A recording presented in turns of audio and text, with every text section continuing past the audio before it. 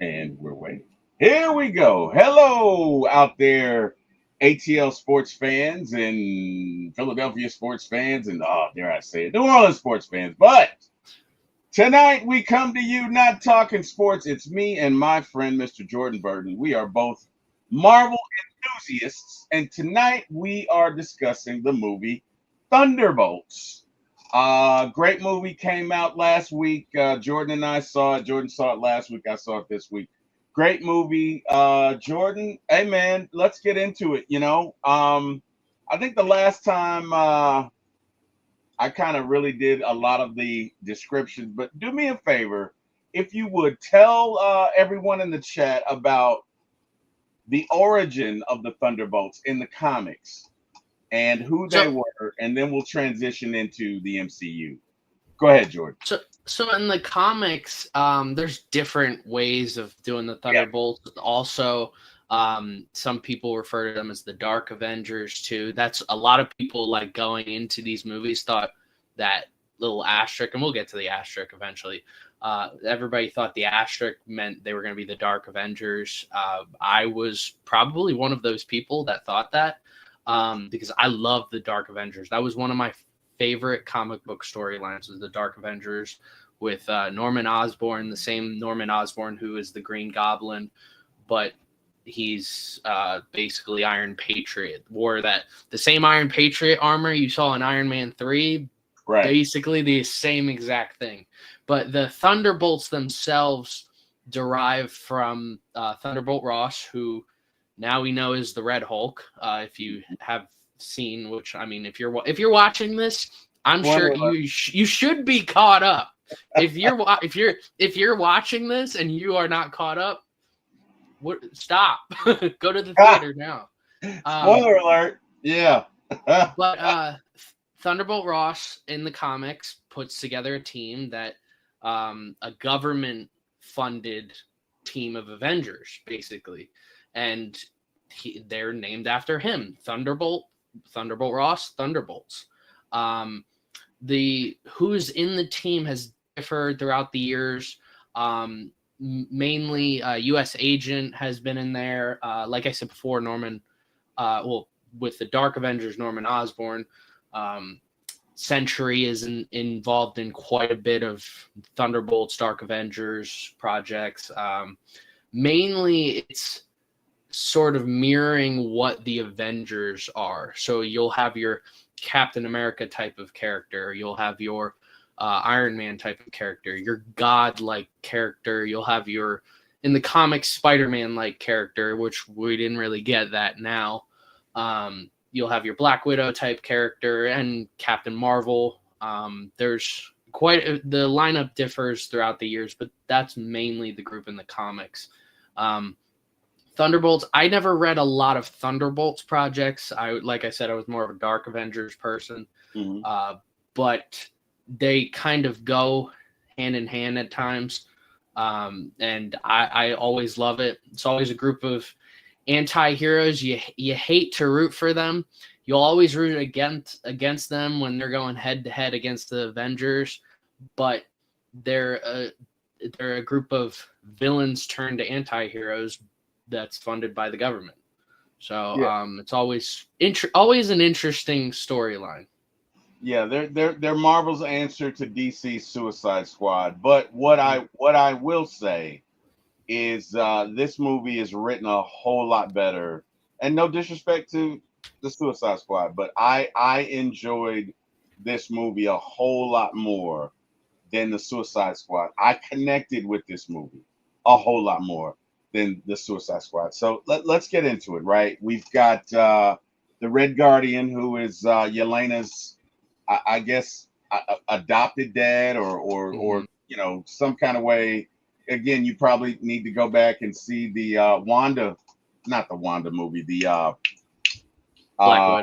Black Widow movie to understand who Yelena is. But Yelena was Wanda's sister from the Red Room, and of course, Natasha. Thank you. Hey, Mike, how's it going, buddy? Hope all is well. We got two mics in here. We got Island Mike, who says I'm out. I don't know, maybe he's not a comic book guy. And then we got Mike. What up, Mike? Fellas, what to do, Mike? Hey, tonight we're talking Thunderbolts movie. So, we got Yelena, we got Red Guardian, we have what's her name? The Ghost from the Hmm. Ant-Man and the Wasp movie, who was initially the villain who was essentially trying to just take care of a dad because he had cancer. We have who's the other one that gets taken out right away? Taskmaster. Taskmaster. Yeah. And we have U.S. Agent, and of course we have Bucky, and we have the Sentry, who is part protagonist and antagonist in this movie, as well as what's her name, Contessa. I want to call her Cruella. Allegra de Valentina. Yep, her, that Yeah, one. yeah, Yeah, yeah. yeah, and she makes a point of saying "Day Valentina" in the movie. But anyway, Contessa's been a bad girl, and as the movie starts, she has all of the Thunderbolts on various missions around the world, and then she starts in what is it, a Senate hearing, or what is that? It's a what do you call the process where you're trying to go after a senator? It's a Yeah. I don't remember. anyway, it's a court Yeah. proceeding, and she's Yeah. answering. It's a whatever it is. It's where senators have to answer a bunch of questions in front of Congress. It's very public, and a lot of times they end up going to jail. And so essentially, what she's been doing is she's been doing tests on human beings, right? So and this is the one thing about this scenario like this that is true. If ever there was a Captain America, you're going to have somebody that's going to try and do it bigger and better, right? And essentially, that's how this started. Is they took the serum for Captain America and they made it 100, 300, 800 times more potent, I guess is the word, Jordan. Yeah. And they were Yeah. giving it to people, and most of them died. And people found out about it, and Congress found out about it. And so they are in the process of, bringing her before Congress and having her to answer. And as this is going on in the backdrop, she is having all of the evidence taken out, all of the loose ends taken out, and getting rid of everybody. And so a part of this is she has all of the Thunderbolts to come together and try and kill each other. And one of them does die. Taskmaster is killed by Ghost. Uh, and as they meet up, and this obviously gave you a little chuckle. So, talk to us about what's funny about this scenario here, Jordan. All right. This all starts with the Black Widow movie, which, by the way, I am a supporter of that movie. I loved Black Widow when it came out. I think it came out way too late. Like, it shouldn't have come out after Endgame. It should have came out after Civil War. But I still think more highly of it than other people do, because when I'm doing my rewatch, I rewatch in chronological order. So I start off with like Captain America, First Avenger, go to Captain Marvel, and so on. And so after Civil War, I'll watch Black Widow at some point. And Taskmaster in the comics, I remember I had a Taskmaster action figure. Taskmaster in the comics is able to replicate the fighting style of anyone that they are fighting up against. Yeah. And that is such a cool and interesting concept, and they did it well at times, especially fighting style. I mean, in this movie, a Taskmaster like whips out a blade and like moves it around like Gamora used to in the Guardians of the Galaxy. But they just did the character so wrong. And some people are like, oh, well, it's because it's a girl playing Taskmaster. No, it has actually nothing to do with that. It's just it turned into Taskmaster should be their own character and not a henchman. Right. And that's basically what they turned Taskmaster into for Black Widow. So, they just did the character so wrong and dirty, and they did it again. And in the whole promo for this movie, the actress who plays, I do not know the actress's name, mainly because she was not very well promoted. it was made publicly aware that it seemed like that this character was going to get killed off based off the trailers. Yeah. They didn't do a great job of hiding that. But even to this day, this actress is on all the posters, on all the promotions, and she has one line of dialogue in the entire movie. Yeah. I'm not It's here for you. What you say? I'm not here for you. yes, Is that it? Yeah. I'm not here for yeah, you. Yeah. and like it's almost reminiscent of I forget what her name's big actress at the beginning of Scream, the original Scream movie. Yeah. How she was. I'm The forgetting her blonde name. lady. She was in 50 First Dates. She was in Yeah. Scream, one of the best Firestarter. actresses. Drew Yeah, Barrymore. Drew Barrymore. Yes. Like Drew Barrymore was all over the posters for Scream, and she was Yeah. only in the beginning, but it played very well. This is very different. Yeah. And it's very silly. And I know a lot of people who are Taskmaster fans, they wanted more of a redemption arc. And the way the other characters are held throughout the movie, they had redemption. But this character, I think Marvel just wanted to be done with this character. And maybe in the future, if we do get another Taskmaster, we get a more comic accurate adaptation, I guess. Yeah. Yeah. No, I agree. I agree with you because that was so quick. I mean, it was Mhm. like, you know what? We're just gonna go ahead and write you out Mhm. because we have no plans for you. Thank you for coming and good night. So yeah, they show up, obviously Taskmaster's taken out, and they being US agent Yelena and Ghost, and they meet Robert Reynolds.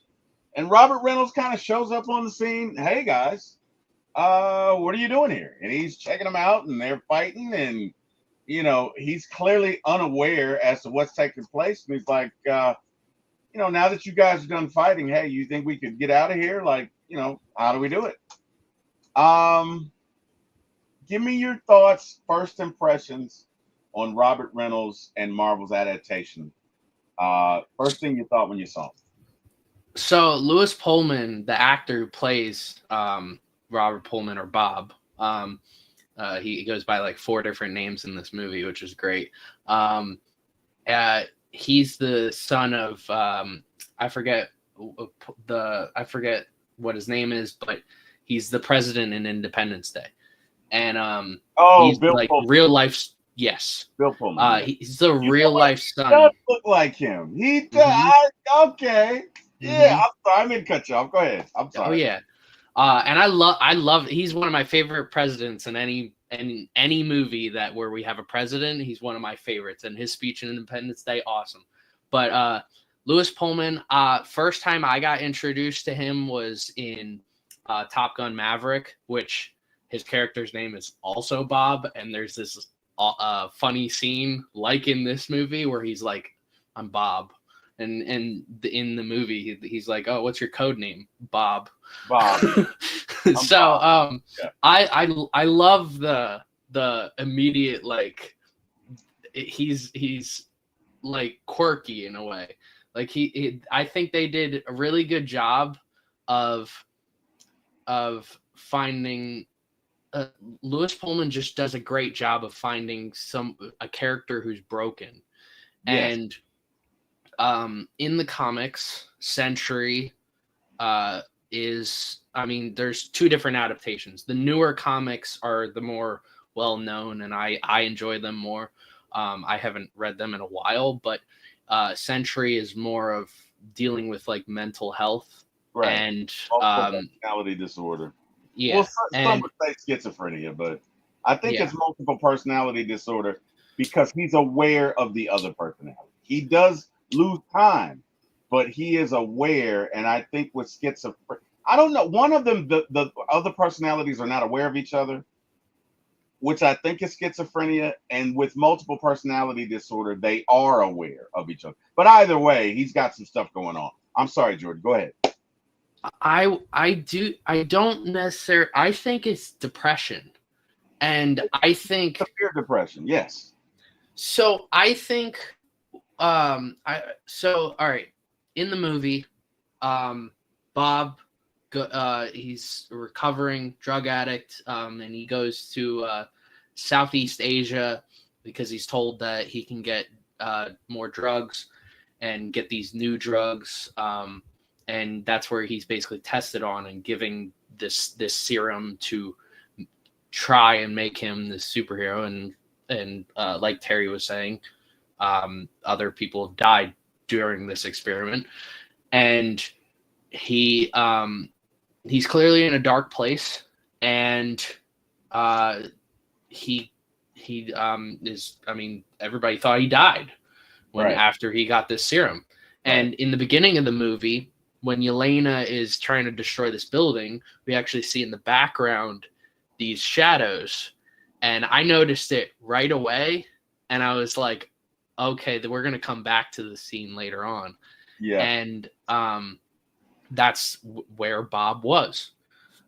So this guy who has depression, he's just trying because he's dealt with trauma as a child. He's tried to cover it up by doing drugs. I mean, there's a joke throughout the movie that he was doing meth, and we see him he was wearing a chicken outfit. Yeah. Oh, that was funny. Oh, that was funny. We'll get into it. Yeah. Go ahead. Oh yeah, but I mean, he clearly has depression, and uh, Dave Valentina, she just is taking advantage of him basically, and who knows what the other people who took this serum were like. They could have been taken advantage of. So him getting these powers turned Bob into the Century. But with that, whenever he's talking about, oh, my dark side comes out, it's that depression. Yeah. And I mean, I know a lot of people who have depression, and I've seen it on a daily basis, and I with a lot of different people in my life. So his adaptation was beautifully done. It was. A great job acting from him. When him and Yelena are in the vault in the beginning of the movie, and he's like, well, you guys go ahead without me, I'll be fine. And Yelena's like, well, you'll die down here. And he's like, it's okay. And I'm like, that I've seen that in people. So just a well done job, because that's exactly what the comics iteration is. You have Century, who's also Robert, and when that depression really ramps up and takes him over, he ends up becoming the Void, which we see later on. Yeah. What's interesting, and you would never know this, and a lot of people don't know this, but I suffer with depression. My mother died. 5 days from now it'll be a year.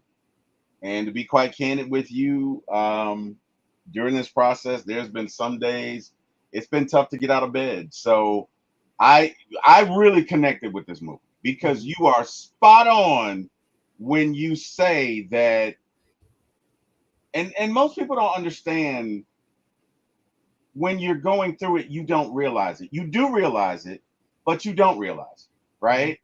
I thank God for podcasting because it gave me something to do. It gave me something to focus on. But I'd be lying if I didn't say I don't deal with it. I don't go through my bouts as well. And it is tough. And the beautiful thing about this is when this movie starts, Yelena is talking about the void that she feels. Basically, Wanda, who was her big sister, who was her everything, is now dead, and she's dealing with this. And she says, the only thing I can call it is something's missing, is it's a void. And so when Robert says to her, you guys go ahead, she recognizes immediately what's going on with it. And we got to do some housekeeping. Mike says, fellas. King Richie says, fellas, what's up? Mike says, fellas. Christy says, I wanted to see this movie. And Christy, you should. It's a great movie. But right away, she sees this in him, right? Mm-hmm. When he says, I'll just be better off. You guys will be better off without me. She recognizes it. And she recognizes it because as she's standing on the building, to be honest with you, to be brutally honest with you, I think she's contemplating suicide there. Yeah, I know she's got a parachute, but if you look at the look on her face, she has a look on her face that's like, you know what? If I just jump, nobody cares. I'm just gonna jump. Oh, okay. I got to do this job. All right. But you can feel this sense of isolation, this sense of loneliness, right? So she recognizes that in him, and immediately they connect. And you and I were talking about this off camera, but it's funny at the parallels that are in this movie, right? And the tiebacks that are in this movie. So if we go back to the Avengers, Wanda and the Hulk connect. Remember, she was the only one that could get him to turn. She was the only one that would be like, hey, big guy, the sun's getting low. Why? Because she wasn't afraid of him, because she knew what it was to be a monster. She knew what it was to be ashamed. She knew what it was to have done some bad things that you can't take back, right? And whether or not a lot of people know it, the Hulk is a very tortured soul. We kind of get away from that in Endgame and all this other stuff. But if you go back to the comics, even if you go back to the 70s adaptation, Bruce Banner is a very tortured soul. The Hulk is this gargantuan, hulking creature, but Bruce Banner is there to pick up the pieces. And Wanda recognizes him. And just like she's not afraid of the monster, Yelena is not afraid of the monster that's in the Sentry because of that immediate connection.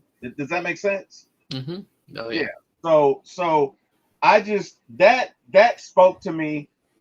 The whole look it, man. When I go through bouts where I don't want to clean up, I don't want to do nothing. And so I could really relate. This movie really resonated with me. Mm-hmm. Because of the feeling of and don't get me wrong, look, I'm not complaining, I'm not trying to get sympathy, I'm just being transparent with you, right? That's a word your generation likes, Jordan. Transparency. I'm being transparent with you. There are days I feel alone, man. And I talk to my wife about it every day, and my wife has been a godsend, and I thank God for her. But losing your mom is tough. It is tough. And so I bring it up to say that I agree with you. I think the way that he acted this was beautiful, because number one, we all have that dark side, right? But what I really like about this movie is when the dark side came upon him slow, right? It didn't just take over. He didn't immediately recognize it. It came upon him slow. And what I think was really well done was not only his encapsulation of the duality or the dichotomy of depression and health, or being of sound mental health and depression, but when he got those powers, right? And I'm jumping the script a little bit, but the interaction between he and Contessa, for lack of a better term, is the devil. Okay, I truly believe this. She's a terrible person. She really is. But when he says, "Well, if you say I can beat the Avengers, and they have a god, then wouldn't that make me a god?" Mm-hmm. And it's funny because as we're watching this, I'm like, "Oh shit." Oh shit. And I think he does a great job of just logically walking this through. He's like, well, because and to take a step back, basically the Thunderbolts have arrived at the building. They're trying to arrest Contessa, And during the interaction, she's insulting them and trying to get them agitated. So they attack her. So the sentry will come down to protect her because she's trying to play the mothering role with him because she knows what's going on. She knows of his past. And the fight takes place, but he doesn't kill them. And he doesn't want to kill them. And she's like, well, I told you to do this. You need to do what I said. And he says, well, wait a minute. Now let's think about this. You told me that I could beat the Avengers, and they have a god. So if I can beat the Avengers and they have a god, then that makes me a god. And if I'm a god, why should I listen to you? And I'm looking at her, looking at him, and you know what's really cool? They don't tell you this, but for the reason he grabs her by the throat and pushes her against the wall because he read her mind. Right? Because he also has the power of telepathy. They don't tell you this, but he says, you want to kill me. You want to destroy me. Right? And I just thought the way that they kind of suggested certain things, but didn't come out and say it was really cool. Give me your thoughts on this scene. Give me your thoughts on this interaction. Well, and I love the build up to this, because I mean you see this broken character, and he's the only people that he's like had any trust in any situation has been Yelena, Ghost, and U.S. Agent trying to get out of that vault. Right. That is the only trust that he has gained from anyone in years. So immediately when Valentina has Sentry in the bed, and he wakes up, and he's immediately wondering, where are my friends at? Right. Where are they? Right. And she's trying to like undermine them, saying, oh, they're bad people, they've done a lot of bad things, and he's like, but they didn't do bad things to me. Right. And so his immediate trust in her has really gone down. So, but immediately she tries to be that fake motherly figure. I mean, when she talks to her assistant, she's like, do I look motherly? Like, does this look and I'm like, oh God, here we go again. And great actress. I've never watched Seinfeld. I've seen bits and pieces. Oh, really? I'm not a Seinfeld fan. Oh, God, that was a great show. I'm just not a fan, but I like her, and I like her, and a couple other actors in that show. Wasn't she in Veep? I have no idea what that is. It was the vice president. She plays this kooky vice president character, a little like Contessa, but it was on HBO. But if you get it, it's called Veep. But anyway, I don't mean to cut you off. Go ahead. I'm sorry. But she doesn't. I mean, I knew when I saw her in. When was the first time we saw her? Was that? I'm pretty sure it was Falcon and the Winter Soldier. Yes. The show. And the first time I saw her, I was like, I like this. Like I like her being like an evil Nick Fury, and I really dug what she was going to be doing with the character. I'm like, I'm on board for whatever this is going to be, and she does a great job. I love that we see like her dark side, like how she grew up and her dad getting shot and killed. I love that Sentry saw that and showed her that, because it showed that she's not this perfect person that she wants everybody to believe. Right. But immediately when she has like a little bit of distrust in someone, in him after that scene, she wants to walk away, and then he's like, no, like I can be your superhero. Like he wants to make people happy, and be that superhero. He wants and so she manipulates him because he wants that purpose. Right. And as soon as he goes and with this purpose, he's all on board, and that's when you get to the interaction where he's like, well, if you say that I'm a combination of all of the Avengers, and the Avengers have Thor, who is a god, then doesn't that make me a god? Like, I mean, she said it, not him. So, I dug the whole scene. Them having like this like kill switch, made sense, I guess.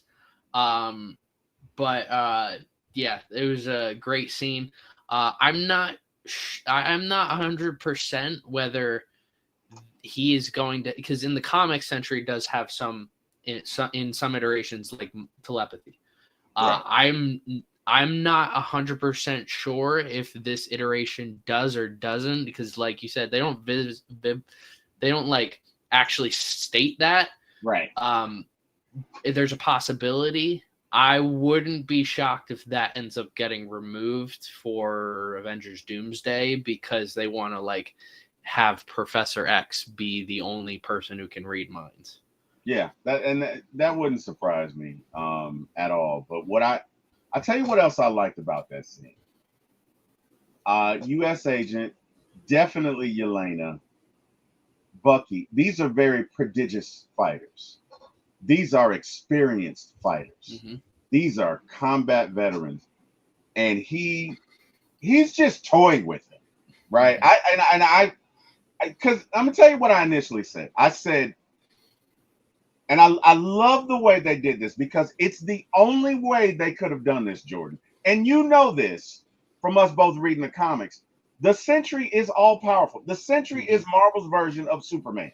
Okay, the only people that could go toe to toe with the Sentry are probably Franklin Richards, Mad Jim Jaspers. I'm talking Reality War. I'm talking big time, like the Beyonders. Okay, these are street level heroes. Most of them, they don't have a shot, and he's just toying with them. But you can tell he doesn't want to kill them, because he throws out Red Guardian, then brings him back. Then throws Yelena over here, make sure she doesn't get hurt. But he's fighting them, right? And not killing them, but still whooping their ass. And I thought this was a great job. I mean, he dealt with them like you deal with the 3-year-old who you're playing with. You don't want to hurt, but but you want to make a point of what you can do, right? It's like, I'm gonna throw you up, I'm gonna catch you, I'm gonna put you like that. The way they did that scene was great, because to the layman it says this is a bad dude right here, and they have no shot again. They have no shot. Okay, to be honest with you, if the Avengers showed up against the Void, they have no shot. Even with Wanda, it might make it a little interesting, because she is an Omega level mutant, but ultimately the Sentry's going to win. You'd have to bring in like Galactus. You know what I mean? You'd have to bring in some really heavy bad boys to go against the Sentry. And I thought that they did a great job of conveying how powerful he is, but also, to your point, Robert cares for these people. So yeah, he's going to deal with them, but he's not going to hurt them. And there's nothing that Contessa can say. The other thing about Contessa that I thought she did a great job of, she is deliciously evil, right? And I know what the hell do you mean, T. Will? Well, what I'm saying is she's evil, and you dislike her, but you don't hate her, right? Like, who was that kid in Game of Thrones? Oh my God, I hated him. Jesus. I never watched Game of Thrones. You did? Oh my God, Jordan, you need to take like a weekend. I don't really. That Game of Thrones does not seem like my cup of tea. Okay, yeah. All right. Well, I'm trying to think of another villain that I just really hated, but she is just as evil. But there's this logical side to her that makes her digestible.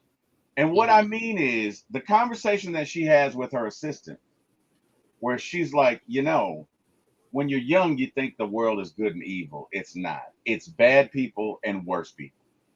And Hmm. what I take from that statement is I'm not doing these things to be nefarious.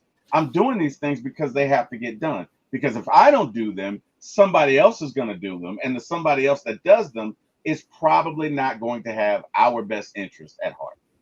And Hmm. so, yes, she's a villain, but I think in her heart, she's doing the wrong thing for the right reason. Does that Hmm. make sense? Yep. Oh, that makes sense. Yeah, yeah, yeah. So, all right, let's so they we're skipping around some scenes, but Hmm. essentially the sentry has Contessa up against the wall and he doesn't see the assistant because he's pissed. And she snaps the kill switch.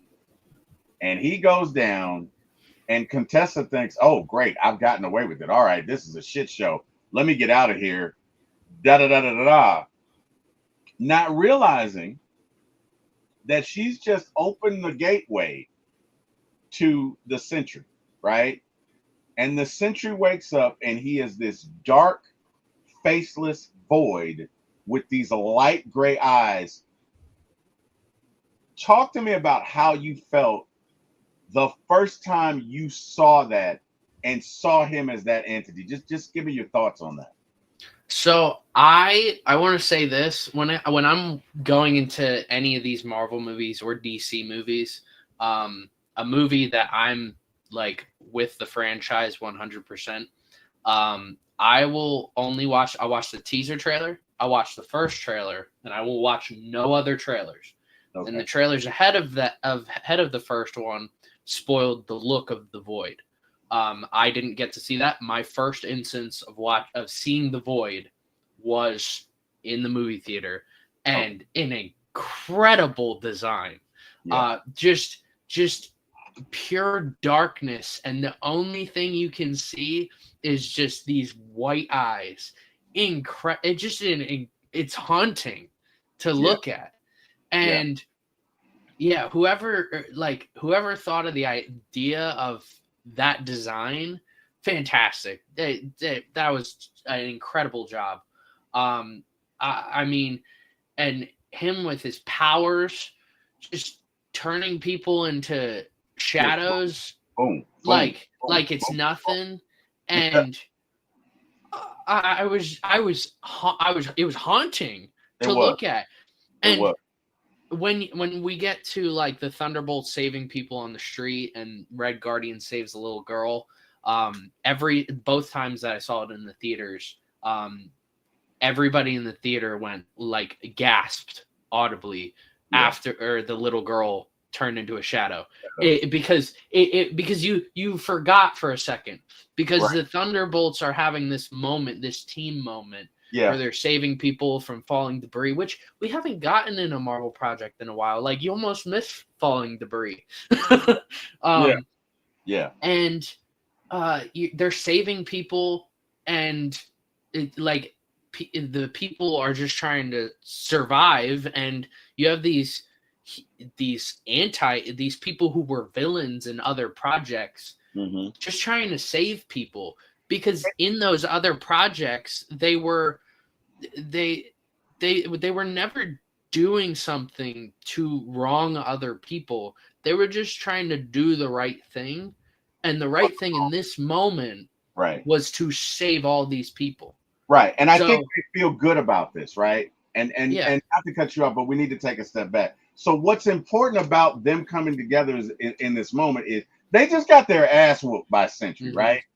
And they go outside and they do what most people do. Guys, we suck. We're awful. You know what I mean? I don't know if you've ever seen The Bad News Bears. That movie's way before your time. Hmm. But I've not. yeah. So, but they kind of have this moment where guys, we just suck. And they go off on it. And it's funny, right? Because Hmm. Yelena says to what she said to you, you suck and your family hates you, or something like that. Yeah. Right? And I was like, damn, she's mean when she gets mad. Mm. She's like, nobody cares. And she was like, well, what about you? And she was like, I suck too. We all suck. We're terrible. And I'm leaving, right? And so they're kind of fractured. It's kind of like, and you know what else, Jordan? What was great about this movie is that there were so many tiebacks to the Avengers. So remember when they're taking on Ultron. Mm-hmm. And the first time the Hulk loses it because Wanda gets in his mind. Mm-hmm. And that ride back on the Quinjet Mm-hmm. where they're all like, "Oh God, they're fractured." They're not turning on each other, but you can see that they're fractured. It's reminiscent of this, but to your point, because these guys are essentially misfits, they do what misfits would do, and they turn on each other, right? These are not the cool kids in high school. These are not the kids that got along with everybody in high school. These are antisocial. Matter of fact, Contessa even says it. Oh my God, this is the worst team. There's no way they're able to work together. And this is, but it unfortunately it has to happen because they have to have that moment of accountability to each other, but they also have to be transparent with each other, right? And so they Mm-hmm. just, again, I don't think it resonates with them. It does resonate with them how powerful the Sentry is, but in that moment where they got their ass kicked, they got their ass kicked, right? It'd be like me and you playing Madden against somebody and we lose 100-0. We're gonna be like, after that moment, Jordan, we suck. I mean, I don't know if we need to go to like 2K, but we got our asses kicked. I'm pretty good at Madden. I mean, Oh, okay, we got a flex. This is a big flex moment.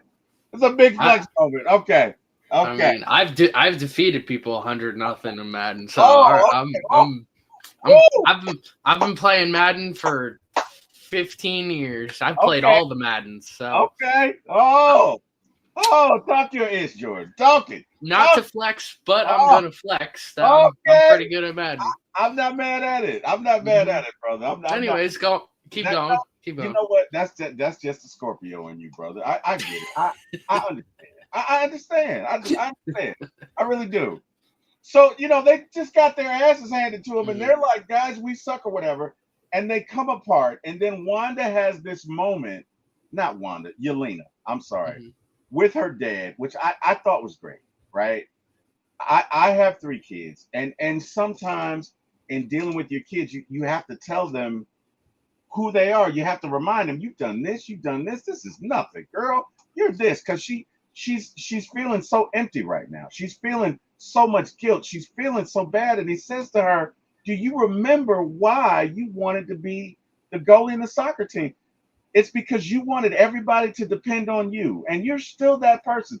And in that moment, he connects with his little girl, right? And I think this was the key to the team because those two, believe it or not, they're the life's blood. Even though he's the comic relief, they're the life's blood of the team. Hmm. And so when they come together, it's like, okay, we get it. And then all of a sudden, these things happening, and the moment where this giant pillar falls down, and U.S. agent who catches it on his back, and then they all come together to push it up and push it over. That's a moment right there. And in that moment, the crowd claps for them. And I think in that moment, Jordan, that's when they become a team because Hmm. they're like, okay, yeah, we can do this. Damn it, we can do. Look at what we just did. You know what I Hmm. mean? Um, yeah. So anyway, I'm sorry. I didn't mean to cut you off, but I felt like we needed to kind of give the backstory on why that Hmm. moment was so big and so Hmm. momentous at that time. But I'm sorry, Jordan. Go ahead. I'm sorry. I mean to take your thought. Go ahead. No, and with that moment, I mean, I mean, I've had conversations with people who have said the same thing Yelena said with her and her dad. Like I've seen those, I've had those conversations with people, and where you feel like you're all alone, Yeah. and you don't have a purpose in life, Yeah. and it's such a powerful, and it really resonates with so many people, and it's something that I don't think the Avengers did. And the Avengers is a 10 out of 10 movie for me. It is. It is. I love the original It is. Avengers. Yeah.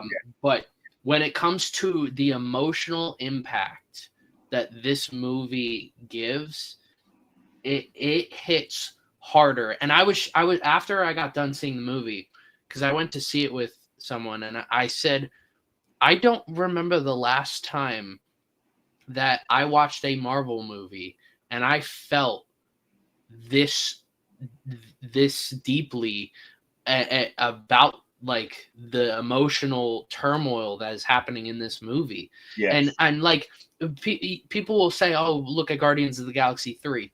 I get with Guardians of the Galaxy 3 that's a little different because there it's about animals and animal cruelty. I get that a lot, but when it comes to emotional trauma and trauma in general, Yeah. I don't know when the last time it may have been Endgame, but Endgame didn't go this deep into it. It didn't. Infinity War, same thing, really didn't go as deep. I don't remember the last time a Marvel movie did this. So, I mean, you might have to go back to Iron Man 3, where Tony's like trying to recover from the trauma from the end of the Avengers. And I think you are 100% correct. I don't think they've done it. Even in Iron Man 3. You know what this and it's funny you say that. What was the name of that movie? It was an animated movie, but it was about emotions. What was it? Golly. Oh, yeah. I just watched that for the first time this year. It reminded me of that. It reminded me a lot of that. Yeah. I literally just watched that. Where was it? Where was it? It was about anxiety. Inside Out. Yes. Okay. Yeah. It reminded me of that a little bit. Yes. Like I said. Yep. Yeah. Bro, I connected with this movie specifically because of what is going on with my mom. And this movie could not have been released at a better time because she died May 16th. Tomorrow's Mother's Day. So I've been leading up to this, and it hit different. I'm like, it connected with me. Like, I'm gonna be honest, right now, with the exception of Endgame, this is my favorite Marvel movie. Now, again, that's me. I'm not saying it's better. I'm not saying that. I'm saying for me, to your point, on an emotional level, where you can connect with something, where you can relate to it, where you can see yourself in it, bro, this is it. This is 100% it, right? 100%. I thought it was great, and I thought in that moment we begin to see them come together as a team, and then the Void shows up. And what was interesting is, even in him being in his Void state, he never made them shadows, which tells you that Robert is still in there to some capacity. You get what I'm saying? Because everybody else is like, you can get a shadow, and you can get it, and you can get it, and you too.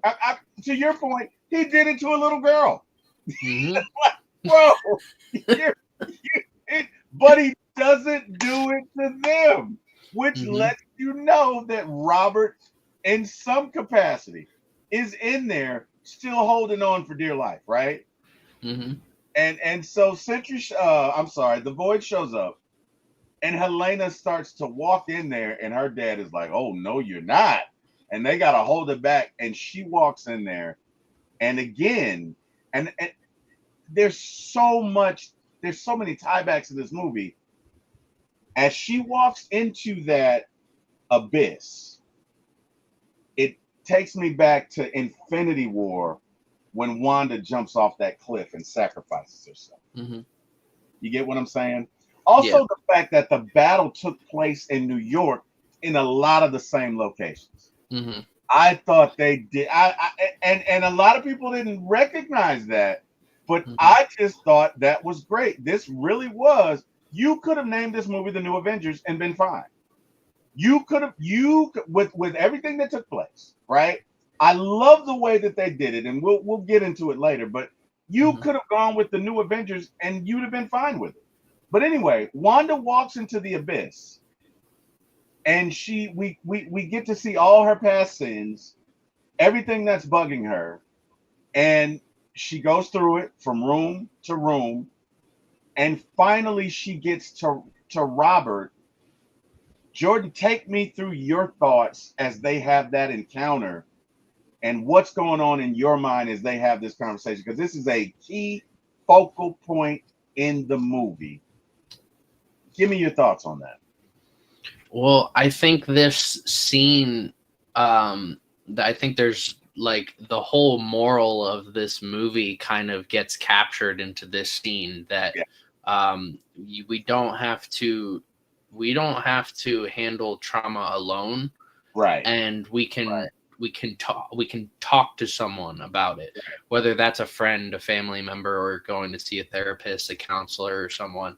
And Yelena wanted to be there for Robert, and instead of like telling him, she did say you need to stop this, Yeah. but he was like, it's not me. Right. And then she starts to understand, and she just wants to sit there and be next to him. Yeah. And I a lot, of course social media likes to uh uh couple a lot of characters. So all the people are saying, "Oh, Yelena and Bob." That's what social media is talking about. And it's not. It's.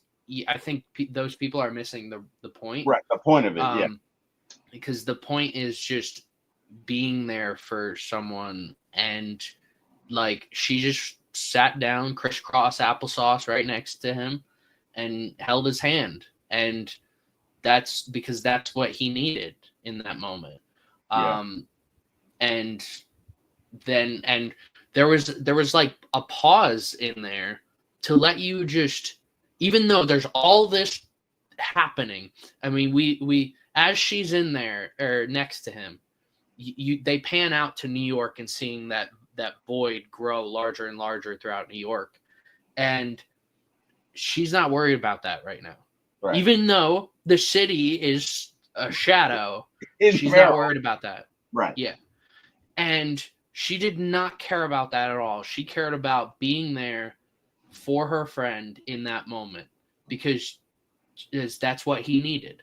So I think it was a very powerful moment for this movie and the entire MCU. Yeah.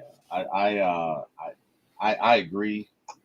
And you put it so beautifully. I'm not even going to comment on it, man. I just like I say, man, I really connected with this, and it's so interesting that you point that out, because so many other people would have been like, "Hurry up!" or what? And she's like, "No, we're gonna get through this together. Let's just sit Mm-hmm. down. Let's talk about it." And then all of a sudden the void realizes it and starts throwing stuff at him, and lo and behold, what happens? But the other Thunderbolts come through. They decided, you know what, we're gonna go down with the ship. They walk through the void as well, and they are all together fighting this thing, right? And then they say to him, "Hey, how do we get out of here?" And he's like, "Well, I never really thought about that. I never really got to this point." And they say, "Well, what are the worst rooms that you have to go through?" Because I guess they figured you can't go out of it. You got to go through it. So they go to the room where the void is. And we have this standoff between Robert Reynolds and the void. And the void says to him, "Oh, you think these people care about you? They don't." And I'm going to tell you something. That is 100% what depression is like. It is a very isolationist state, and it's not necessarily based in reality, but it's based on the demons and the trauma that you have that resides in you. And he's keying on all of it. These people don't care about you. It's only me. You're alone. You're alone. You're alone. You're alone. And the void starts throwing stuff at them, and they're powerless to this point. And the tide really turns when he starts to throw stuff at Yelena, and he says, "Don't you hurt her." And he's like, "Ha! They don't care about you." And this angers Robert. And for the first time, we see Robert confront the void, and the void is giving him the business. And then, um, Robert starts to win, and Bucky says, "This feels wrong." And Red Guardian pulls Yelena loose. And Yelena just goes up to him and says, "Hey, you're not alone." and she just this was the most beautiful part of the movie because I got what they were saying. I totally get it, and I think it was just great. And they all come around and hug him, and they say, "You're not alone. You're not alone. You're not alone. You're not alone." And the void begins to descend back in its place, and before you know it, the void is gone. And I thought that was great because that is exactly what depression is like. And there's nothing else I can say about it. I thought that was a great scene. I thought Marvel got 100%. They got that 100% right because that is exactly what it's like. That is exactly what was needed.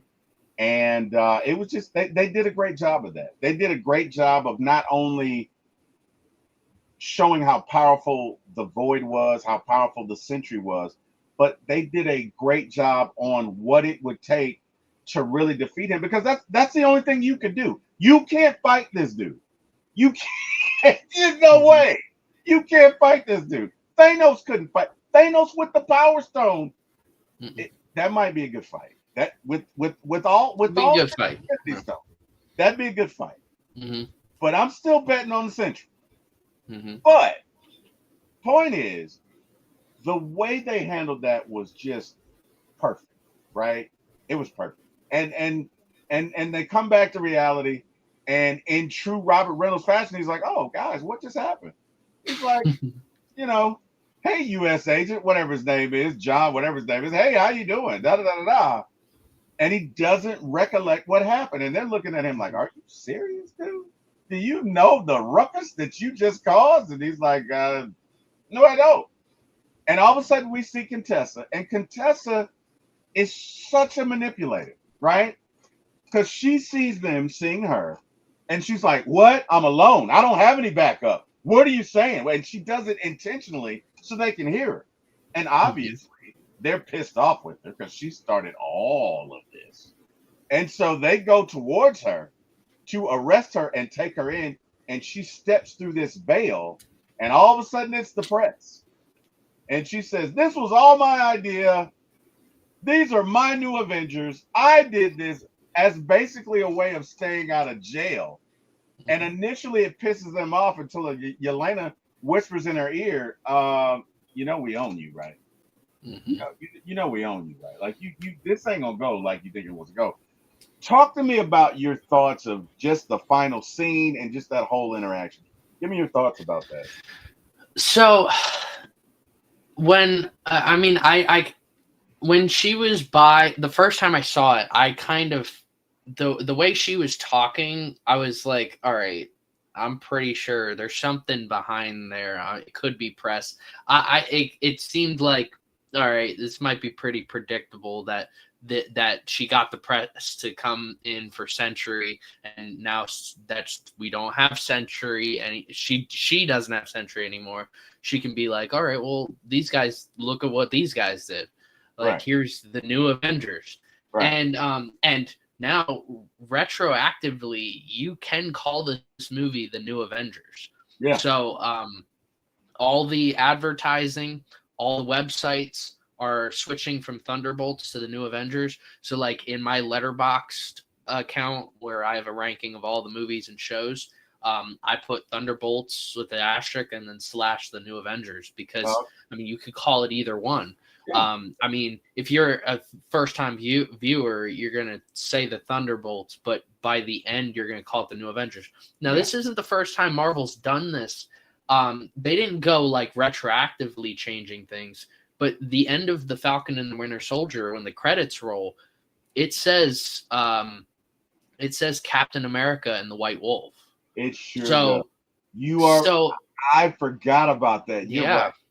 You're right. So it's not the first time they've done this, and I kind of, in that moment, started calling it Captain America and the White Wolf, but since then, people just call it Falcon and the Winter Soldier. Whenever I used to use abbreviations, the abbreviations for that is Fat W's, for those who don't know, when you're using Falcon and the Winter Soldier. So, with this, I remember when they announced Thunderbolts, This was before they had the asterisk, and they had like concept art of all the characters in their original costumes from their shows and stuff like that. And I was like, I don't know how this is gonna work because you have 3 super soldiers, you have a spy. Ghost is pretty interesting, and then Taskmaster can just replicate all their moves. So it's like the only very interesting one to me is Ghost. So I'm like, I don't know how this is gonna work, and this movie really worked. It really did. It really did. And yeah, the new Avengers. I thought maybe she was gonna say the Dark Avengers. I thought maybe she could have said the Thunderbolts. Saying the new Avengers because in the comics, the new Avengers can be many different lineups, but mostly it's a different adaptation of the original Avengers. Right. And so to call this group the new Avengers, I was like, okay. Like I'm still not fully on board with calling this group the new Avengers until the end credit scene, which we'll get to later. Yeah. But yeah, I wasn't like fully on board. But I also like how it ended. I like that it ended abruptly, and I know some people were like, "Well, I wish we got a little bit more." And no, we covered everything. We don't need anything else. And the end credit scene really added to what at the end credit scene, the mid credit scene, and the credits. The first credits themselves might be they might be the greatest credits in any Marvel movie. I would outside agree. outside of Endgame, because Endgame's credits are just beautifully done. Yeah. But it's like the design work. I mean, when I saw Yelena, I don't know what the girl's name from World War II, but doing the pose where like this, I don't remember what the artwork was, but when Yelena does that, I was like, that's cool. I love that. I was like, that people are going to be taking pictures of that and putting that on posters. Them doing the Revolutionary War style photo where they're on a boat and they have U.S. agent Yelena and all of them looking like George Washington and the rest of the U.S. military. And if for those who didn't notice that guinea pig at the beginning of the movie that Yelena saved is at the front of the boat, which was funny. Those credits were so well done, especially like having newspapers saying like this is our team, like newspaper headlines against this team. I love that so much. Remember the B-Vengers? Remember the caption that said the B-Vengers? I was like, wow, okay. That's deep. But that's exactly what it would be like, especially in New York. That's exactly what it would be like. Yeah. But those credits, those were, I mean, in my opinion, the best credits of any Marvel movie. I would agree with you. And let's get into that end credit scene, because there are so many ways to interpret that scene.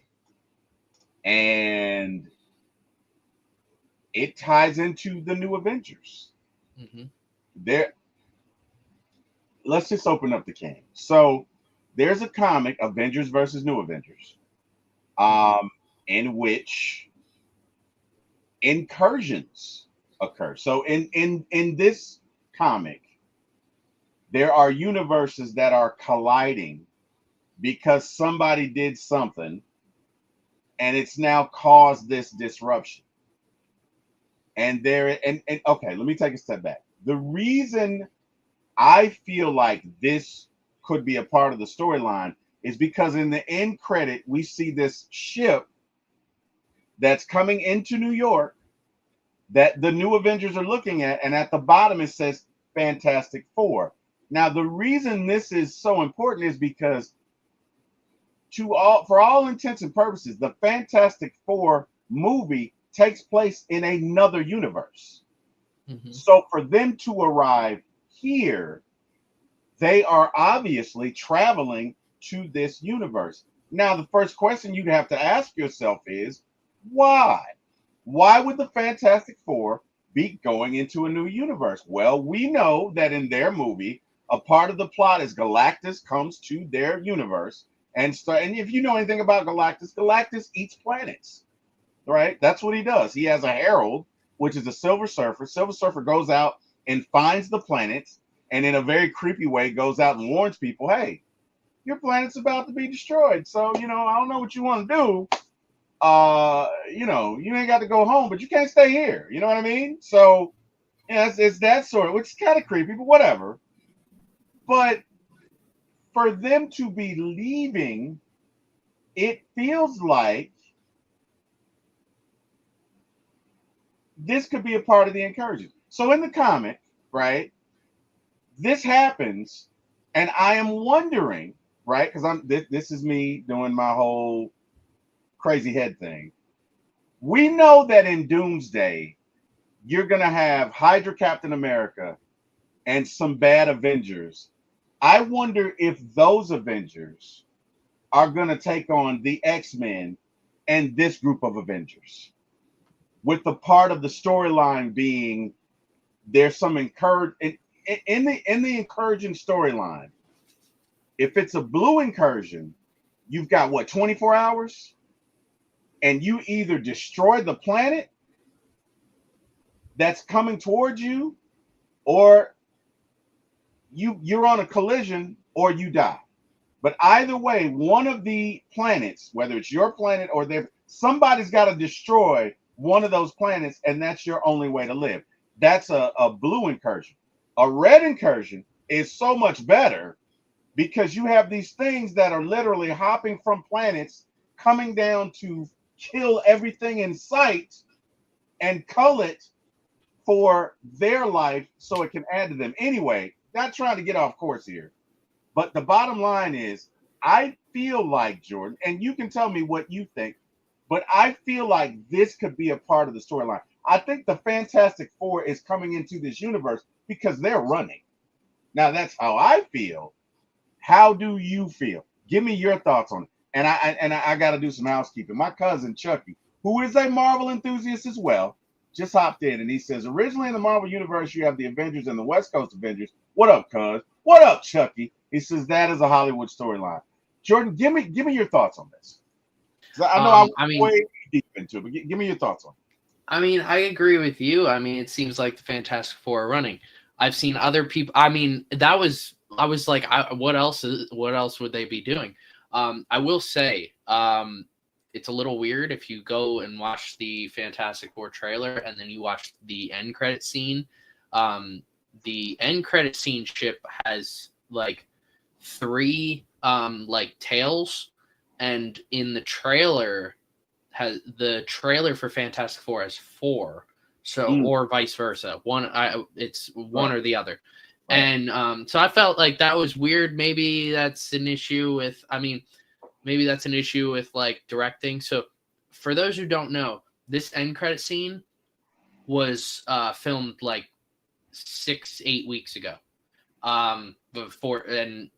It was directed by the Russo brothers. This specific end credit scene, who are directing Doomsday and Secret Wars.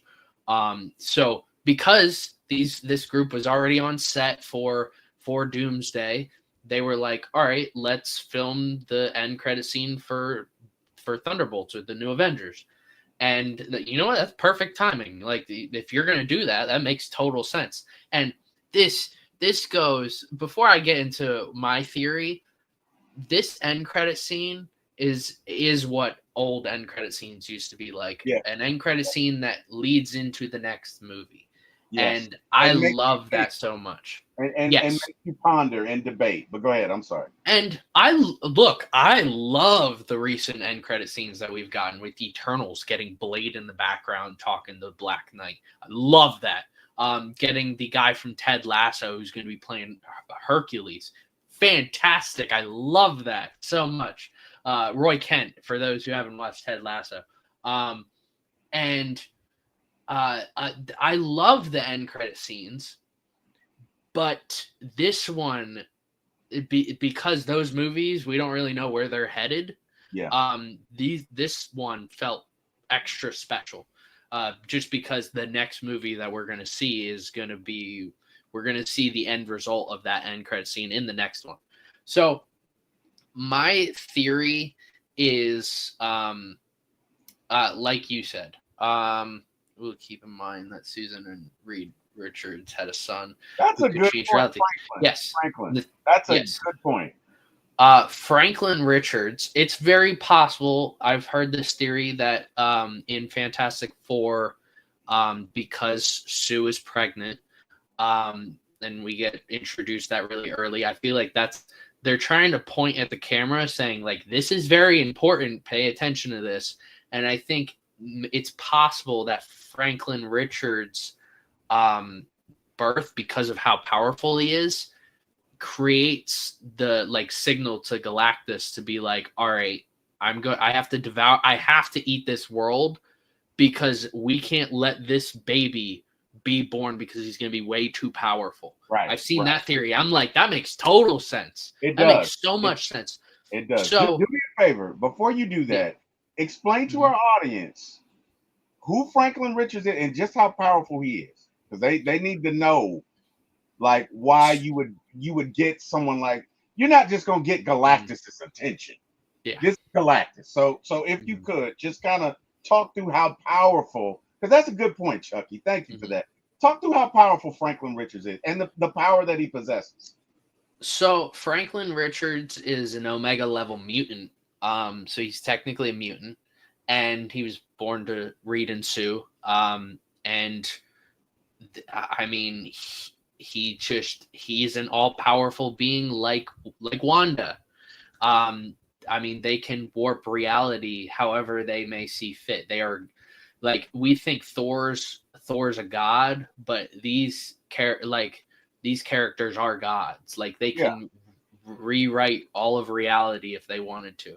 They're reality makers, which are the most powerful beings, right? You got Franklin Richards, who you don't want a problem with. Let me tell you something. You don't want a problem with Franklin Richards. You got the mad Jim Jaspers. Again, you do not want a problem with these dudes, because they can literally warp reality. And this is a good theory by Chucky, because I didn't even think about it, but you're right. It is powerful enough to reach somebody like Galactus. Galactus say, no, I don't think I should let him live, because 50 years from now he's going to kill me, right? But I'm sorry. Go ahead. I'm sorry. No, and like he's saying, like, read the Onslaught storyline. That is exactly where you need to know, like, this whole situation with Onslaught. I think with I keep confusing Franklin and Nathaniel Richards. Nathaniel Richards is Kang the Conqueror, basically. Right. So I always get Nathaniel and Franklin confused. But with Franklin, I mean, it sounds like he's going to be a very important character in the future. Now, in some instances, in the comics, when you're reading them, I mean, he's born, but because he can manipulate reality, he can show himself as being this older character, even though he's like 3 years old, he can be shown being like 30 years old, 60 years old. I think this might be what gets Galactus's attention. It's also possible that Reed maybe does something, because in the trailer you see Reed say, like, I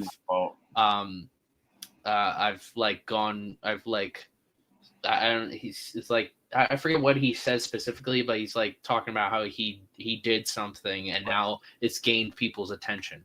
And it's possible that he figures out, like, incursions and I mean, I think it's going to be pretty obvious that he figures out incursions pretty quickly. I think Galactus gets involved and is like, all right, you know what? I have to do something about it, and I'm hungry, and I'm gonna eat this planet. So, and it's possible this is where Reed and Sue go to the MCU universe. I mean, that's what I got out of that with the Fantastic Four. And then the other part of this is Sam Wilson's Captain America tried talking to Bucky about like why he would build this like this like new team. And you know what, if I'm gonna defend Bucky, this was on accident. It didn't. I don't think Bucky wanted to get involved in this whatsoever, but he kind of just got forced into it, especially because they specifically say in the end credit scene that's government funded, which we go back to what we said at the beginning of the video. That's how the comics work. It was government funded. So the government supports this Avengers team, but they're not going to support whatever team Sam builds. Right. So I think we might get like a Civil War, Infinity War combined type movie for Doomsday, where we see the new Avengers. We're going to see these different teams. We're going to see the new Avengers. We're going to see the Avengers that Sam builds, which I've heard that's probably going to be done behind the scenes, which I hate that. I want to see him build the team, because I don't know, that kind of imagine going into the original Avengers movie without seeing Iron Man, Captain America, Thor, and not seeing Nick Fury recruit them. Right. So that's my thing. That's what I didn't like about it. But we're going to see the new Avengers. We're going to see Sam's Avengers team. We're going to see Fantastic Four. Very clearly, with all of the actors getting announced, we're going to get the X-Men, which are going to be from another universe. And it's very possible we get another team in there, like a Young Avengers team, a West Coast Avengers. It's possible the West Coast Avengers gets treated like the Young Avengers, or the Young Avengers gets treated like the West Coast Avengers. I don't know. I don't know what they're going to do with Ironheart. It's possible Ironheart gets involved with this. It's possible Ironheart doesn't get involved with this either, because they haven't been marketing that show at all, which sucks. That's the last project that's probably going to be based off of the previous iteration of Disney. Yeah. We also have a movie scheduled to come out in February that has not been canceled yet and has not been confirmed. We don't know what it is. We do not know what that movie in February is going to be. I think it's probably going to be a Doctor Strange 3. That's my thing, because it would be really good to tie in the ending of Multiverse of Madness, where he fixes the incursion, whatever incursion he occurred, with Charlize Theron. And it could also really easily tie into whatever issue occurs between, we're likely going to see incursions in Doomsday. Yeah. Be a perfect way to transition those two. You're 100% right. Because, matter of fact, she even references that you need to, because of what you did, you need to come help me fix this. Mm-hmm. She sure does. So you're yeah, I agree. I agree with that. Mm-hmm. Yeah, I do. Yeah, but I can't wait for Doomsday. I mean, I know a lot of people. I want to get this out there about Robert Downey Jr. as Dr. Doom. When I heard that, I'm skeptical. I know Robert Downey Jr. is a fantastic actor. I know he's gonna act his butt off as Dr. Doom, and he's gonna do his best version of Dr. Doom. I know that. I just don't like writing.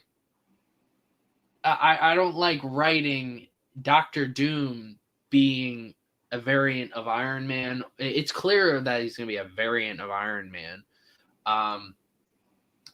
Even if he's not, it just doesn't make sense.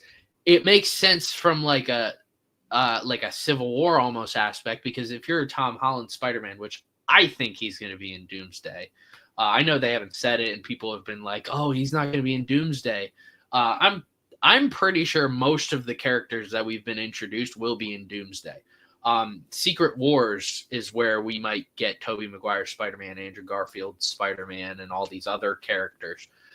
But like seeing like Tom Holland Spider-Man look at the face of Iron Man, but it's actually Dr. Doom, would screw around with his head. He's already in a bad mental state. Who knows how Spider-Man 4 is going to go? Spider-Man Brand New Day. Yeah. I heard that's going to be grounded and emotional, and I'm like, okay, that's great. I can't wait to see him face off against the face of basically his mentor, and you're going to see other characters, like Sam's going to see that face and be like, what? Like, it's going to be a lot of confused people. So I think Robert Downey Jr. is going to do a great job as Doctor Doom, and I just wish they went with an original route of like a new actor, but it seems like they might be rushing this movie to be good. They're not going to rush this movie, like production or anything, but it seems like they want people to be seated because they want the original Avengers, the first saga level of movies back again. Yeah. Something we've missed over the last couple of years. Yeah. Yeah. No, I would agree with that. And honestly, I think they took a look at it and said, because in the comics, Iron Man, in some iteration of him, does become Doctor Doom. So you're okay there. But I think they took a look at it and said, what would be the most outrageous thing we could? I know, let's just make Iron Man Doctor Doom. And you're right, it's going to cause ruckus, especially with Spider-Man. It's going to cause, I mean, seeing his face, oh my God, dude. That's on some Exorcist type. He's gonna be like Mr. Stark, and he's like, "There's only Doom."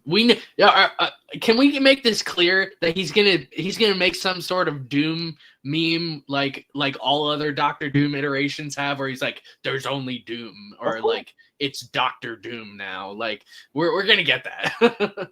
Of course. Chucky has a good point here. He says, my question is, why haven't they involved Adam Warlock during the Infinity Gemstone storyline as well? They just chose not to do that because and you know what? Here's the thing. In the Infinity comic book, it was the Silver Surfer that went to Doctor Strange's house and said Thanos is coming. And I guess at that point, I don't know if they didn't have the rights to Galactus because he tied in the Fantastic Four. Maybe the timing didn't align. Yeah. But I know that Adam Warlock did resolve the conflict in the comic book, and he ended up with the Infinity Stone. But I don't know. And Adam Warlock, again, that's another figure like the Sentry, just extremely powerful being. Maybe we see him later. I mean, we don't know. But there's a few characters like Adam. We have Adam Warlock now. We have Sentry. We have Wanda. Which, all right, Wanda's dead technically. Technically, she's dead. Right. I don't think anyone actually believes that. But like, if you saw the ending of Multiverse of Madness, you're like, yeah, I don't think she's dead. Plus, like, all right, you have an Omega level hero. You have this like Nexus being that is Wanda. You think she's gonna get killed by a bunch of rocks? I don't think so. No. I don't think so. No, I would. So agree. You have all these characters, and I think one of them. I think that might be how Doctor Doom becomes like that Beyonder Doom. Like I know we might get introduced to Beyonder at some point in Doomsday or Secret Wars, and if we don't, that's a very real possibility. It's possible that somehow Doom absorbs the powers from all of those characters, like Adam Warlock, like Sentry. Yeah, that's true. It would be a perfect opportunity for him to get Beyonder-like powers and be this new Nexus being that creates Secret Battle World and Secret Wars. Yeah, that's true. That's true. Got a new member to the chat. Aaron Yeager says, do you watch animes? How many animes have you watched? Did you watch AOT? I've never seen AOT. Jordan, you? I assume that's Attack on Titan. That's the only one I've ever heard of, and I've never watched any anime before. That's my cousin's a big anime person, so I don't dabble into that. I did a long time ago, but it's been a minute. So sorry about that, Aaron. Sorry about that.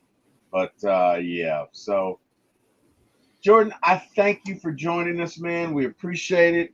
This was fun as always. We got to do this again. We said we were going to do the Marvel Universe, so at some point during this year, we need to go ahead and kick that off. But I think this is a good start. You know what I mean? I mean, Oh yeah. we did get Daredevil episode 1 and 2, which we got to go back and finish. But you know, I think this was a good time to do Thunderbolts, and yeah, man, I appreciate it. So we to those of you out there in the chat, we are going to do the entire Marvel universe, which is probably going to take us about a year. Maybe it's going to take a while, okay? Because we're not going to be doing it every week, but they're what 30, 35, 40 different Marvel movies. Well, Yeah. all right. If we're just doing the MCU, there's like 30 something. But like I have a list on Letterboxd with all my ranking of MCU movies and also the tied universe multiverse movies. So like I have Tobey Maguire's Spider-Man movies because if you watch No Way Home without watching the Tobey Maguire Spider-Man movies, you might be it doesn't feel as impactful. Right. Yeah. Especially the Gwen scene. The Gwen Yes. scene. Yeah, you're right about that. And Deadpool and Wolverine, same thing when you got Blade. Like I've rewatched all of them so far and given my definitive ranking and rating one of 0.5 out of 10 to 10. And the only thing I need to go back and rewatch is the Blade trilogy. And it's not free on any streaming apps, so I might just have to put in the DVD player and go watch the trilogy that way. Yeah, you might have to do it. Yeah, you know what? So that's a you're talking about maybe 45, 50 movies, right? So well, so I did this. I messaged someone the day before I saw Thunderbolts, and I'm at like 83 total projects, like including individual episodes for shows and movies. It's so enormous, like how far we've gone, and it takes over a year to just rewatch them all. Okay. I mean, we're talking about all of the Defenders from the Netflix series, because now that's canon. We're talking about all of the X-Men movies. We're talking about, like I said, the Blade trilogy, the Elektra, Ben Affleck, Daredevil duo combo there. I forgot about that. Oh wow, yeah, you're okay. All right, yeah. That's probably take us a year and a half, Jordan. That's a while. All right, so we gotta come up with a starting point and then just do it. And you know, I had to make a spreadsheet. I had to make a spreadsheet of like the chronological order of all of these universes and when I would watch them. And that's been my viewing order. So I have like my own viewing order, which goes off of Disney Plus's MCU order on top of like research and like, oh, what year did Spider-Man 2 with Tobey Maguire take place? What year did The Amazing Spider-Man 1 take place? And like kind of arranging it that way. You got to send me that spreadsheet, man, because I'm not going to do that much research. So if you could, when you get a chance. I will. And hey, let's come up with the date and time, and we'll start this thing, and we'll go from there. And we got to come up with the starting point, and you know, once we do, everybody in the chat will let you know. We'll get the show out, and of course, as these movies come out, we will obviously cover them as well, because this is probably going to take us a year and a half. You're going to cover maybe even 2. You know, I mean, a holiday 2 here or there. I can't make it here or there. I mean, you know, so, but hey, it is a project. It is fun. We both love Marvel, so I'm game for it. If you are, Jordan, let's do it. Oh yeah. Good deal. Well, hey man, tell these folks where they can find you. Well, mostly I don't talk about Marvel too much, but mostly I talk about sports. I mean, you got all this sports stuff here. You can find me at Ultegacy, ULTEGACY. I mean, I'm on Letterboxd, but I don't really share. I have lists of other movies. I don't just watch Marvel. I watch horror movies. I've got all the Halloween movies ranked. I got all the Friday the 13th movies ranked. Nightmare on Elm Street. I got lists for every genre except for westerns because I'm not a westerns fan or a musicals fan. Oh wow! Oh, I just got this vision of Clint Eastwood, Jordan. Why'd you eat the ice cream? Okay. Anyway. Yeah, no, and look at Jordan is also on our show Friday evenings with myself and Debo Vibes, and we cover the NFL. But yeah, man, we're gonna get together. We're gonna make this happen, and it's gonna be fun, and I'm looking forward to it. So again, Jordan, can't thank you enough, brother. Couldn't do this without you. Those of us who joined us in the chat, thank you. Could not do this without you. This was fun. We do it with you because we couldn't do it without you, and we appreciate you. I want to thank God for waking me up this morning. I appreciate that. And last but not least, I want to thank Mr. Jack Spade and Mr. Eric Parker for helping me get my start in this business. Cousin Chucky, I appreciate you, brother. Thanks for joining us. Aaron Yeager, thanks for joining us. Who else joined us here? Christy Lewis, thanks for joining us. King Richie, Michael, thanks for joining us. Island Mike, thanks for joining us. And we are out. You guys have an amazing day. Thanks, everybody. Good night.